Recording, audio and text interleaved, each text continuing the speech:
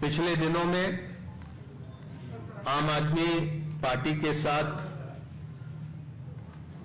लंबी चर्चा हुई और चर्चा के उपरांत भारतीय राष्ट्रीय कांग्रेस और आम आदमी पार्टी के बीच सीटों को लेकर समझौता हुआ है, जिसको आपके समक्ष यहां पर मैं रखने का काम करूंगा। मुझे खुशी है कि दो महत्वपूर्ण राजनीतिक दल इंडिया गठबंधन के आने वाला लोकसभा चुनाव का पूरा जिम्मा एक साथ संभालेंगे और जिस तरह की परिस्थितियां आज मुल्क में बनी है, जो चुनौतियां हमारे लोकतंत्र और हमारे संविधान के सामने बनी है, उनका मुकाबला करने के लिए इंडिया गठबंधन पूरी तरह से सशक्त तरीके से उसका मुकाबला करने के लिए तैयार है और उसी कड़ी में आम आदमी पार्टी और कांग्रेस पार्टी का सीटों को लेकर समझौता हुआ।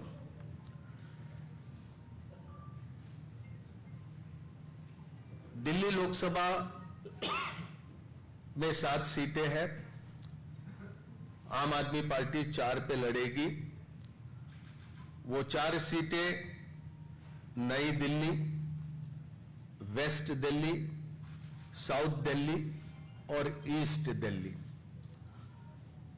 कांग्रेस पार्टी 3 सीटों पर दिल्ली में चुनाव लड़ेगी, चांदनी चौक, नॉर्थ ईस्ट और नॉर्थ वेस्ट।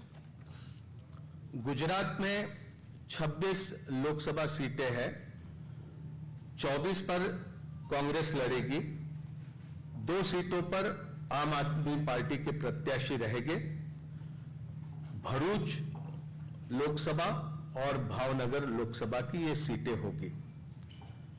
हरियाणा में 10 लोकसभा सीटों में से 9 सीटों पर भारतीय राष्ट्रीय कांग्रेस लड़ेगी और 1 सीट जो कुरुक्षेत्र की है, वहां पर आम आदमी पार्टी के प्रत्याशी लड़ेंगे।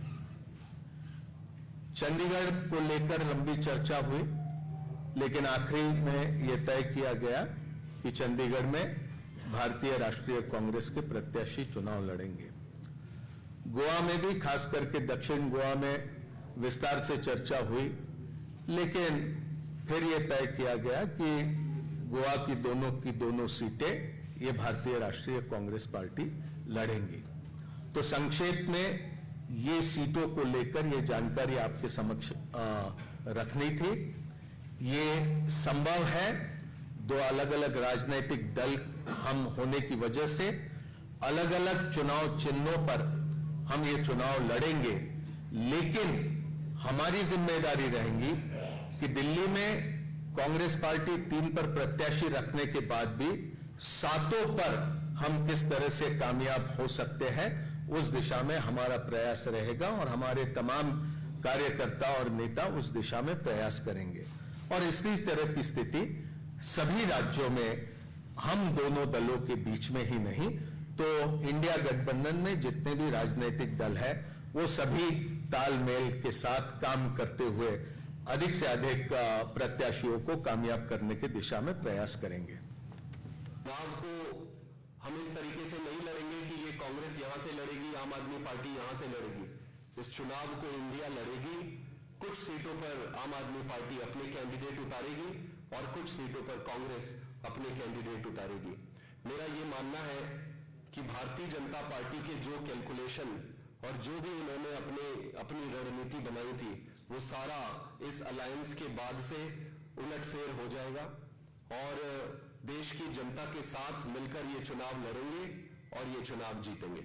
देखिए, पंजाब की विशेष परिस्थितियां हैं, वो मेरे से बेहतर आप अच्छे से समझ सकते हैं और उन परिस्थितियों को देखकर ये फैसला किया गया है कि वहां पर दोनों राजनीतिक दल या अलग